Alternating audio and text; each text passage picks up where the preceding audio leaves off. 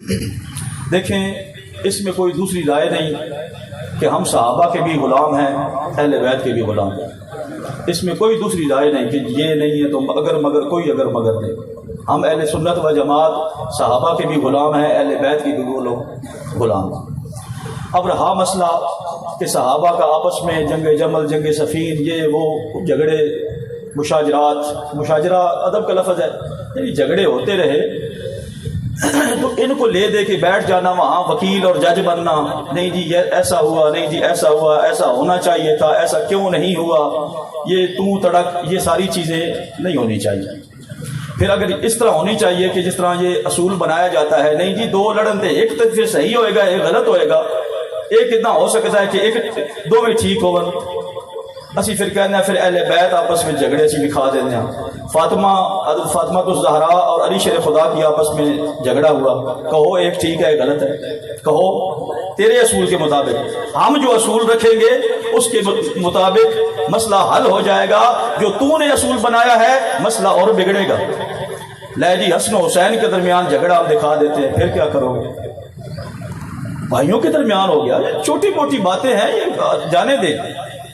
آپ یہاں پہ جج یا وکیل نہ بنے، اگر آپ یہاں پہ وکالت کریں گے یا فیصلے کرنے بیٹھ جائیں گے تو پٹڑی سے اتر جائیں گے۔ میں صرف دو مثالیں، ایک قرآن پاک میں سے اور ایک شیعہ کتب کے حوالے سے میں پیش کر کے پھر اپنی تقریر جو کرنی ہے وہ میں کروں۔ اللہ کریم نے قرآن پاک میں 16ویں پارے میں بھی اور 9ویں پارے میں بھی ایک واقعہ بیان فرمایا کہ حضرت موسیٰ علیہ السلام طور پہاڑ پہ تشریف لے گئے، واپس آئے تو قوم گمراہ ہو چکی تھی، بچڑے کی پوجا کر رہے تھے، ٹھیک ہے، سامری نے وہ اپنا چکر چلایا تھا۔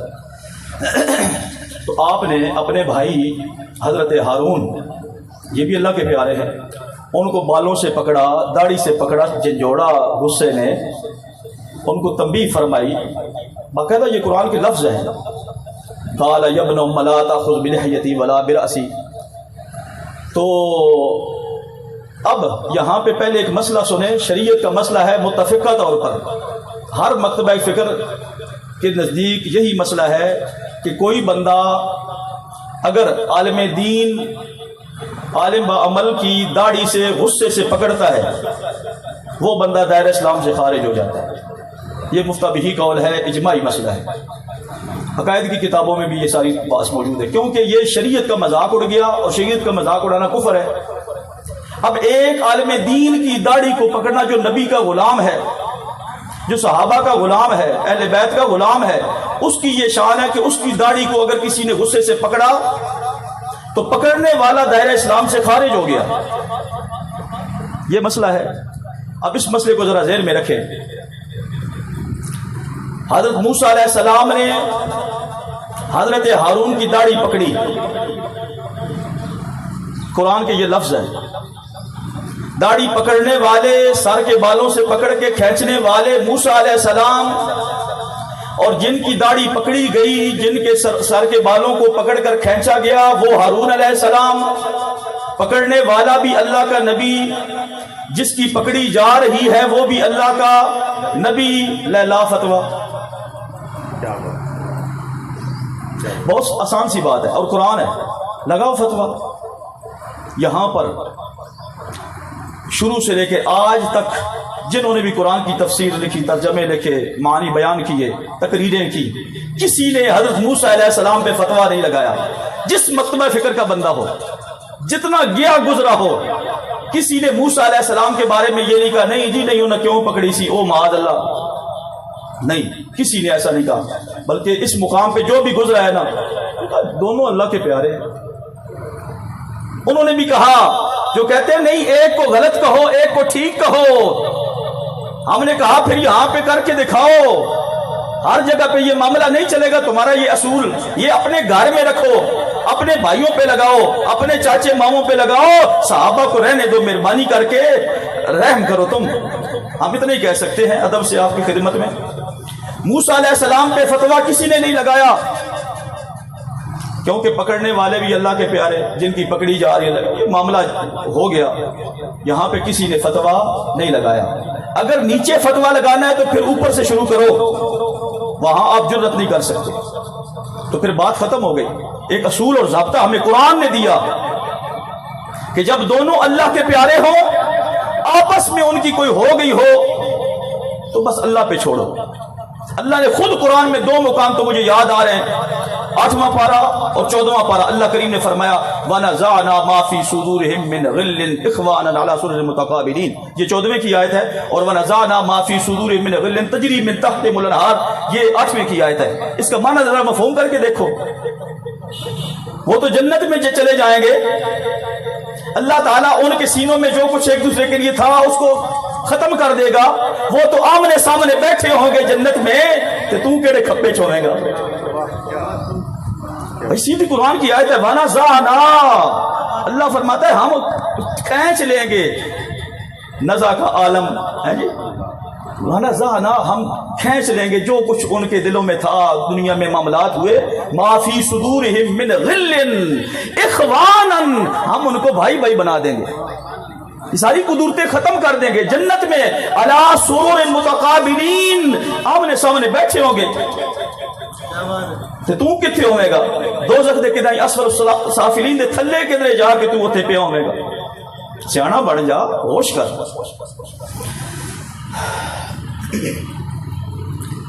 اہل تشریح کی یہ کتاب ہے, اصول اربع میں اس کا مقام ہے. روضۃ من الکافی, روضۃ الکافی بھی کہتے ہیں اس کو. اصول کافی, فروع کافی, روضۃ الکافی, من لا یحظ الفقیہ, یہ 4 کتابیں اصول اربع اس کو کہتے ہیں. اس پہ ان کی پوری بلڈنگ جو ہے وہ کھڑی ہوئی ہے. اس میں ایک واقعہ آتا ہے حضرت امام باقر کا. اب یہ امام ہے ایک مکتبہ فکر کے نزدیک, جبکہ ہمارے نزدیک اہل سنت و جماعت کے نزدیک امام کے بارے میں کیا عقیدہ ہونا چاہیے, وہ یہ ہے کہ امام معصوم نہیں ہے.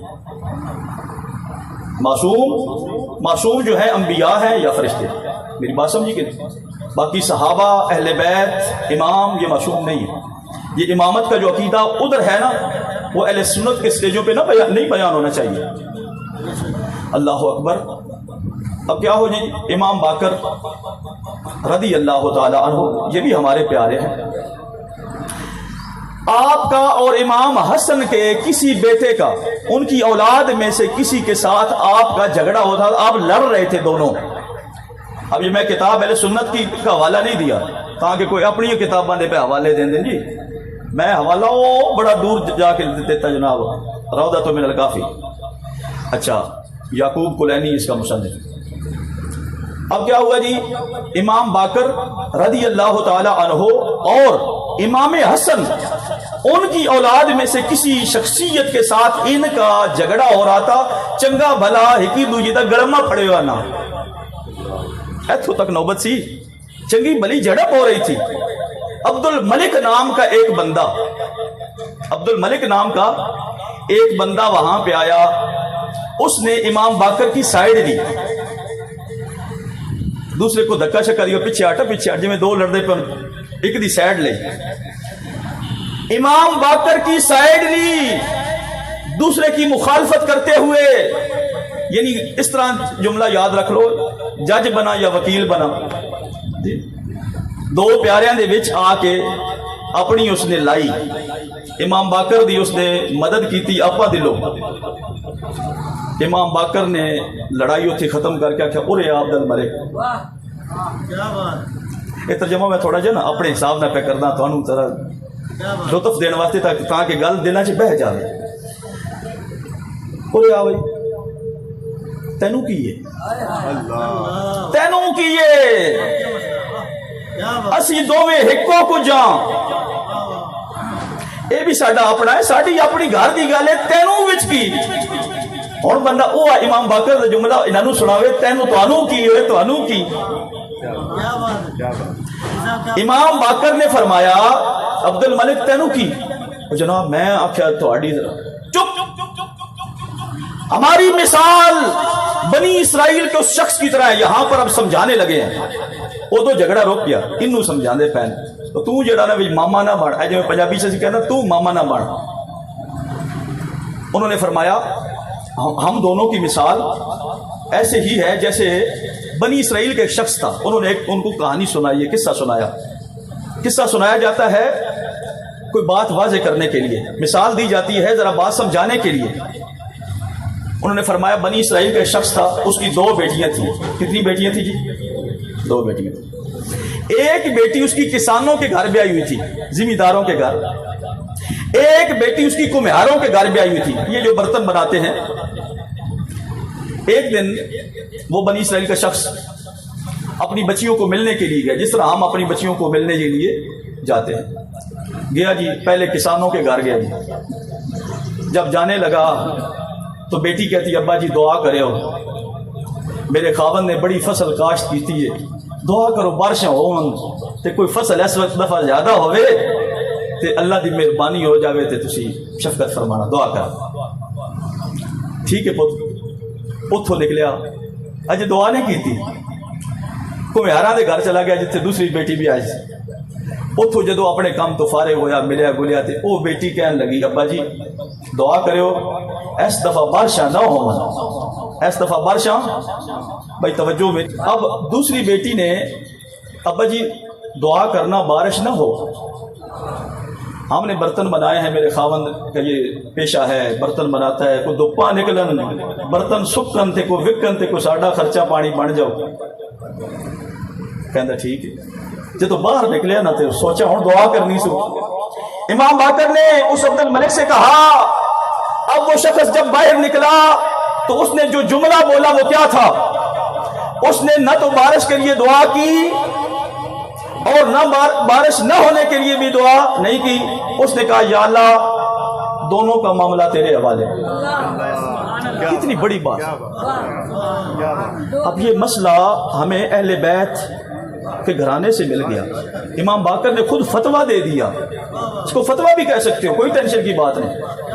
ایک رائے دے دی اور ہمیں سمجھا دیا, ہمیں دین سکھا دیا کہ تم نے کیا کرنا ہے.